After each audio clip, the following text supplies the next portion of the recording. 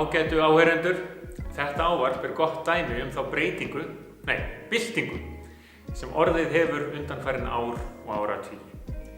Ný tækni veldur því að okkur kleift að taka upp erindi af þessu tagi á stafrænan máta og svo getum við hort og hlustað á það í síma eða tölvu, hvar sem og hvenær sem Þannig hefur stafræna byltingin bætt við nýrri vídd í samskipti fólks.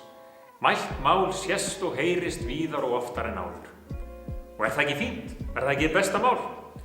Við hljótum að fagna því að geta átt í auknum samskiptum. Að ýmsu þarf þó að huga. Fyrir helgi tók ég þátt í alþjóðlegum fjarfundi hvernig koma megi í veg fyrir hatursorðræðu og stuðning við hryðjuverk á internetinu og samfélagsmiðlum. Við getum ekki látið sem svo að allt megi segja á þessum nýja samskiptavettvangi, að allt megi flakka því að frelsið sé svo yndislegt. Á þessu málþingi höfum við svo hugann við stöðu íslensks máls í stafrænum heimi. Hvernig getum við eflt málið okkar þar? Hver eru sóknarfærin? Hvað ber að varast?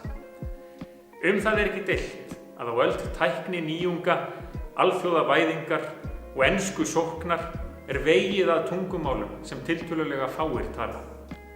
Þannig því spáð að á Bretlandseyjum geti gelíska dáið út innan áratugar og veilska á í vök að verjast. Kannski verða þær kynslóðir sem nú alast upp við það mál hér og þar í Wales, þær síðustu sem heyra það mælt í dagsins önn.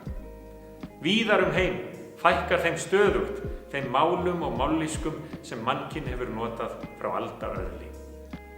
Og með þeim hverfa menning og bókmenntir, reynsla kynslóðanna. Mannkynið fátækara eftir. Hér heima við líka stundum áhyggjufull. Fyrir skemmstu þurftum við að berjast fyrir því að Disney-fyrirtækið veitti okkur aðgang að teiknimyndum sem búið að talsetja á íslensku en rötuðu ekki í efnisveitu þeirra. Fólk sem umgengst unglinga veit líka hversu enskuskotið mál þeirra orðið. Ekki síst þegar þau í tölvuleikjum eða ræða saman á hverskins samskiptarásum. Og nú nýlega fundið að breyttri orðanotkun sem á að stuðla að jafnrétti kynjanna. Eins og venjulega hægt að finna ankannaleg dæmi öfgar og íkjur í þeim efnum. Sömuleiðis sýnist andstaða við breytingar og þróun málsins stundum byggjast á því að til sé hið eina rétta mál og engu skuli breyta. Sú manneskja sem í hlut á telur þá jafnvel helst að það sé rétt mál sem hún talaði sjálf og lærði á sínum yngri árum. En það önnur saga og reyndar mætti nefna enn fleiri áhyggjuefni. Ólæknandi þágufallssýki, viðtengingarhátt á undanhaldi og eignarfall í útrýmingarhættu. Og svo komum við aftur að stafrænum heimi okkar daga.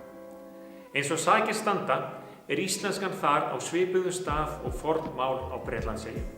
Við hreinlega verðum að vera á varðbergi og gott betur, snúa vörn í sókn. Þess vegna málþing af þessu tagi svo mikilvægt. En ég leyfi mér að vera bjartsýnn. Meðan við getum deilt af kappi það hvort segja skuli björgunarsveitar fólk eða björgunarsveitar menn, greinilegt að íslenskan lifir góðu lífi. Og meðan við gerum okkar málfræðilegu mistök á íslensku, ekki öll nótt út enn. Við vitum líka hvað þarf að gera.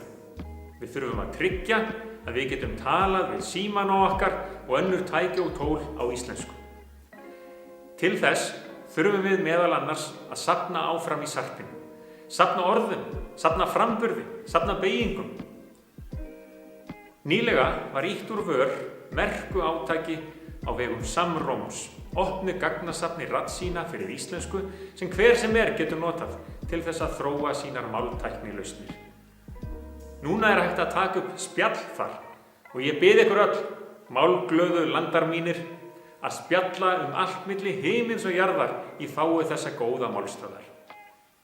Nánari upplýsingar má sjá á síðunni samrómur.is.